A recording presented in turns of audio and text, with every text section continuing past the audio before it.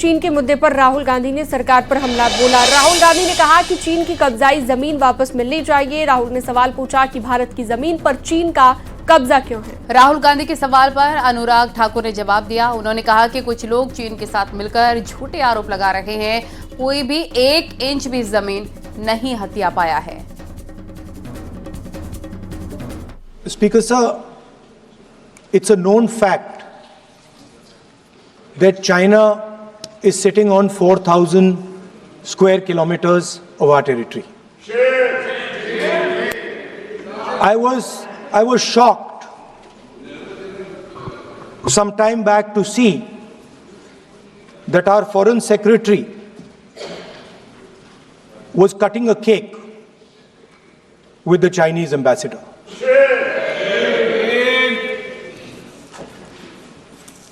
The question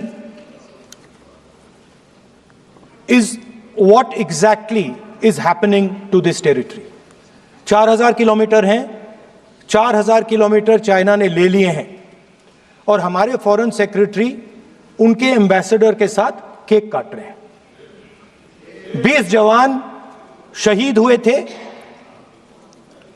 उनकी शहादत की सेलिब्रेशन हो रही है केक काटकर। अब हम नॉर्मलसी के खिलाफ नहीं हैं, मगर नॉर्मलसी से पहले स्टेटस को होना चाहिए। हमारी जमीन हमें वापस मिलनी चाहिए। We should get our land. ऐसी कौन सी मजबूरी थी जब एक्साइज चीन का एरिया किसके समय वो चीन ने हथिया लिया? किसकी सरकार थी? कब हिंदू चीनी भाई भाई कहते रहे और पीठ पे छुरा घोंपने का काम किया था? किसकी सरकार थी? कौन वो नेता थे जो डोकलाम की घटना के समय चाइना के अधिकारियों के साथ चाइनीज सूप पीते रहे और सेना के जवानों के साथ जाकर खड़े नहीं हुए? वो कौन सी फाउंडेशन है जिसके चाइना के अधिकारियों से पैसा लिया गया और आज तक जवाब नहीं दिया गया? क्या राजीव गांधी फाउंडेशन ने वो पैसा लिया था? तो क्यों पैसा लिया था? किस काम के लिए पैसा लिया था? आज मोदी जी की सरकार में हम ये कह सकते हैं डोकलाम की घटना के समय भी मुंह तोड़ जवाब दिया तो भारत की सेना के जवानों ने चीन के सैनिकों को दिया है। प्रधानमंत्री जी स्वयं सीमा पर भी गए, सेना का मनोबल बढ़ाया। रक्षा मंत्री जी गए, 1 इंच जमीन भी भारत की कोई नहीं हथिया पाया तो भारत की सेना ने वो करके दिखाया, तो मोदी सरकार में करके दिखाया है। कुछ लोग चीन के साथ मिलकर झूठे आरोप लगाते हैं और अपनी राजनीतिक रोटियां सेकते हैं। ये केवल राजनीति करते हैं, इनको कुछ नहीं मिलने वाला। इनको जवाब देना होगा कि चाइना से राजीव गांधी फाउंडेशन में पैसा क्यों लिया था। और संसद में अमेरिका की नई टैरिफ नीति पर हंगामा मचा है। अमेरिका ने भारत पर 26% टैरिफ बढ़ा दिया है, जिसका असर भी देखने को मिला। राहुल गांधी ने भी इस मुद्दे पर लोकसभा में अपनी बात रखी और कहा कि नई टैरिफ नीति का भारत की अर्थव्यवस्था पर असर होगा। Our ally suddenly decides to impose tariffs on us, 26%, which is going to completely devastate our economy. Our auto industry, our pharmaceutical industry, they're all on the line. Agriculture. Amroha पहुंचे बीजेपी के प्रदेश अध्यक्ष भूपेंद्र चौधरी ने वक्फ संशोधन बिल पर reaction दिया। मौलाना के बयान को लेकर कहा ये लोगों को गुमराह कर रहे हैं। भूपेंद्र चौधरी ने कहा है कि मुस्लिम समाज के लोगों से मेरा निवेदन है किसी के बहकावे में ना आए। बिल केवल विधेयक है जो संसद से पारित हुआ है, किसी के अहित में नहीं है।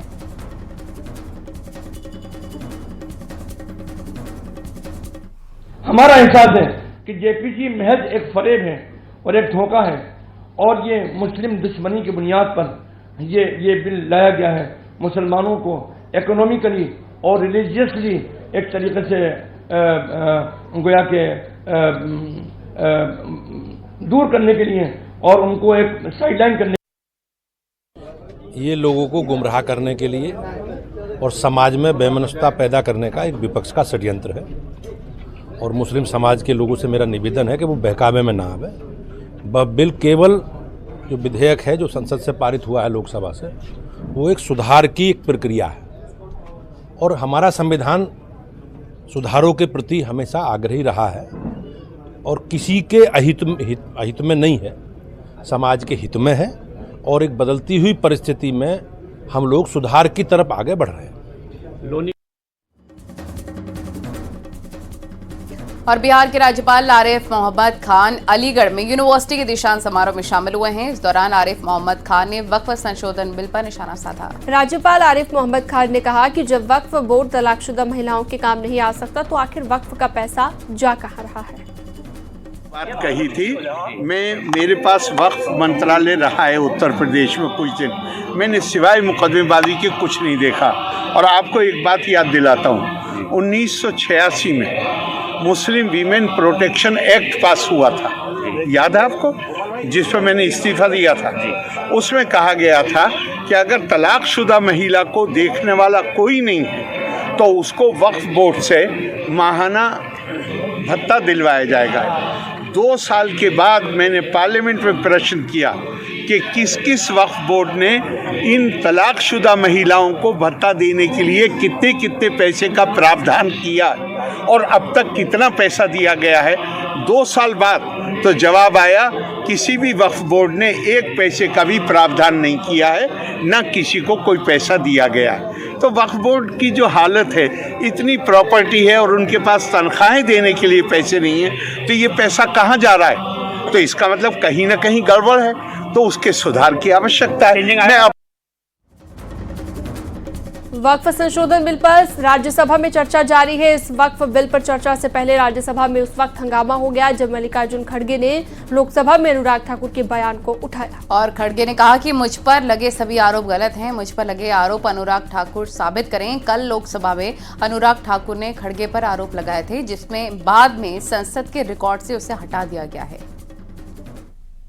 Yesterday, completely false and baseless charges were hurled at me in the Lok Sabha by Shri Anurag Thakur. When he was challenged by my colleagues, he was compelled to withdraw his defamatory remarks. But the damage has been done. All medias have carried. Social medias are also spreading it. His statements damaging my image and reputation had already been picked up the social and other medias. If Sri Thakur cannot prove his allegation, he has no right be in parliament. He should resign. I seek, and if it is proved, I will resign. CM Yogi Adityanath आज प्रयागराज के दौरे पर थे। इस मौके पर उन्होंने वक्फ board को लेकर बड़ा हमला बोला। सीएम योगी ने कहा कि वक्फ के नाम पर जगह जगह कब्जे किए गए हैं, लेकिन यूपी में माफियागिरी नहीं चलेगी।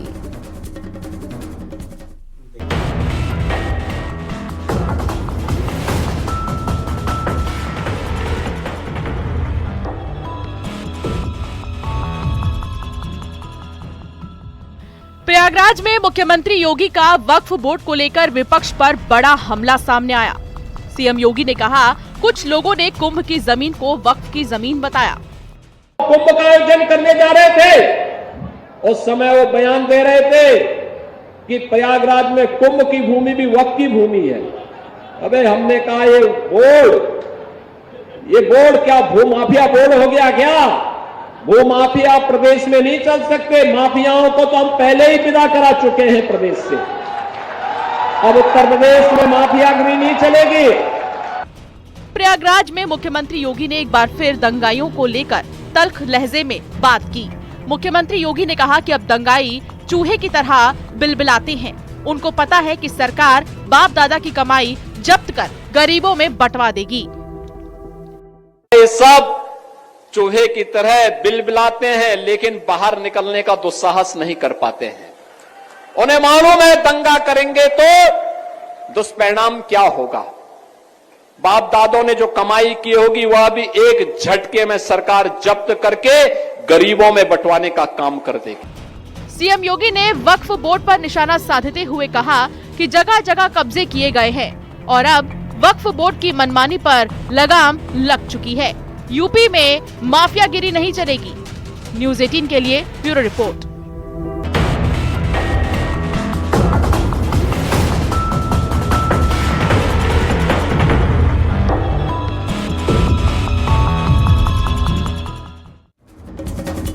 और प्रयागराज के दौरे पर सीएम योगी आदित्यनाथ ने बच्चों से मुलाकात की है। इस दौरान एक बच्चे ने सीएम योगी का मन मोह लिया।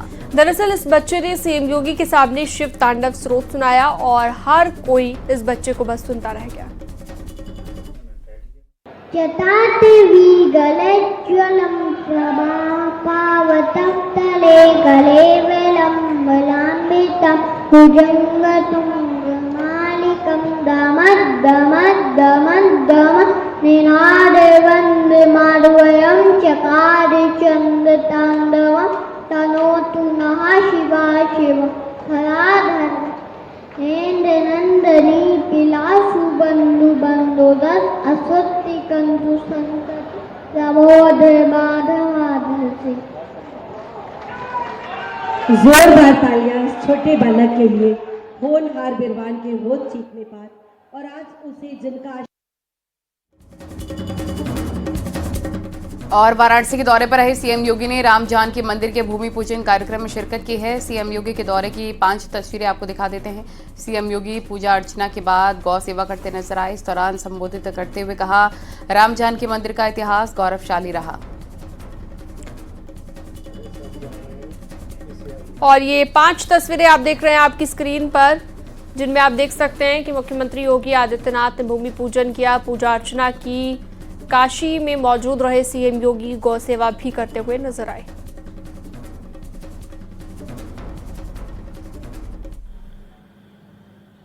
ये 2082 हमारा संवत चल रहा है, यानी 700 वर्षों के एक लंबे इतिहास के कालखंड के साथ हम जुड़ रहे हैं। विदेशी आक्रांता अगर छेड़े हैं तो इसका मतलब कुछ तो रहा होगा, कुछ तो रहा होगा, और कुछ क्या था वो यहीं का इतिहास बताता है। वहीं इस कार्यक्रम के बाद सीएम योगी काल भैरव मंदिर पहुंचे थे, जहां पर काल भैरव की आरती उतारी गई। उसके बाद काशी विश्वनाथ मंदिर गए, पूजा अर्चना की गई।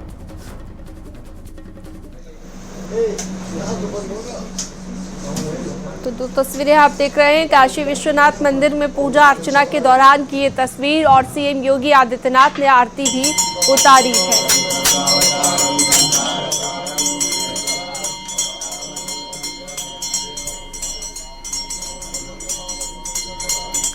और भारत सरकार बहुत जल्दी ही ओला उबर जैसे टैक्सी सर्विसेज के तर्ज पर एक सरकारी टैक्सी प्लेटफॉर्म शुरू करने जा रही है। इसका ऐलान केंद्रीय गृह एवं सहकारिता मंत्री अमित शाह ने लोकसभा में अपने एक भाषण में किया है।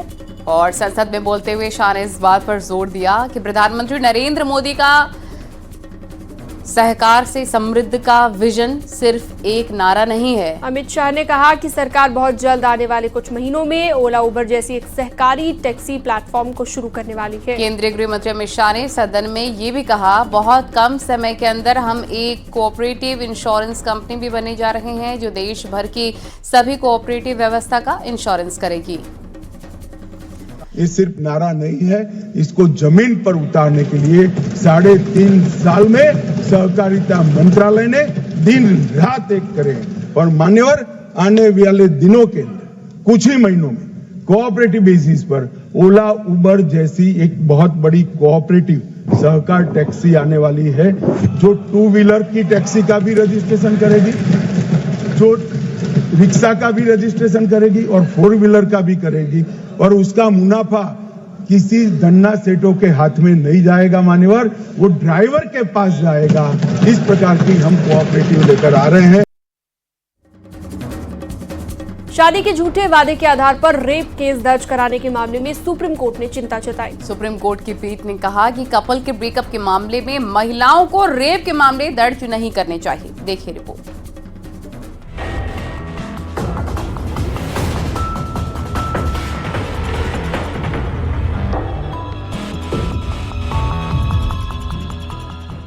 सुप्रीम कोर्ट की एक केस के दौरान एक टिप्पणी सामने आई है। इसमें सुप्रीम अदालत एक आरोपी की याचिका पर सुनवाई कर रही थी, जिसमें एक महिला ने उस पर रेप के आरोप लगाए थे और उसने उन आरोपों को रद्द करने के लिए याचिका कोर्ट में लगाई थी। दरअसल महिला से उसकी सगाई होने की बात सामने आई। महिला के वकील ने दलील दी थी कि आरोपी ने झूठा वादा करके उसके साथ संबंध बनाए थे। इन्हीं आरोपों को रद्द करने के लिए मामला कोर्ट की दहलीज तक पहुंच गया था। सुप्रीम कोर्ट ने शादी के झूठे वादे के आधार पर रेप के मामले दर्ज करने की बढ़ती प्रवृत्ति पर चिंता जताई। सुप्रीम कोर्ट के जस्टिस MM सुंदरेश और जस्टिस राजेश बिंदल की बेंच ने कहा, प्रेम संबंधों का बिगड़ना और कपल का अलग होना आदर्श रूप से महिलाओं के रेप के मामले दर्ज कराने का कारण नहीं होना चाहिए। खास तौर से समाज में बदलते नैतिक मूल्यों के संदर्भ में यह नहीं होना चाहिए। प्रेमी जोड़ा किसी वजह से अलग हो गया, इसका मतलब यह नहीं है कि रेप केस दर्ज कराया जाएगा। दरअसल महिला के वकील का कहना था कि आरोपी ने शादी का वादा किया और बाद में सगाई तोड़ दी। महिला को संबंध बनाने के लिए मजबूर किया गया। वहीं कोर्ट ने ये भी कहा कि महिला बालिग है। यह नहीं कहा जा सकता कि आपको धोखे से विश्वास दिलाया गया हो कि आपसे शादी की जाएगी। कोर्ट का ये भी कहना है कि ऐसे मामले अक्सर रूढ़िवादी मानसिकता का परिणाम होता है। रूढ़िवादी मानसिकता काम कर रही है क्योंकि यहाँ पुरुष को दोषी ठहराया जाता है। हमारी व्यवस्था में खामियां है। कोर्ट ऐसे मामलों को एक दृष्टिकोण से नहीं देख सकती। Bureau report, news 18।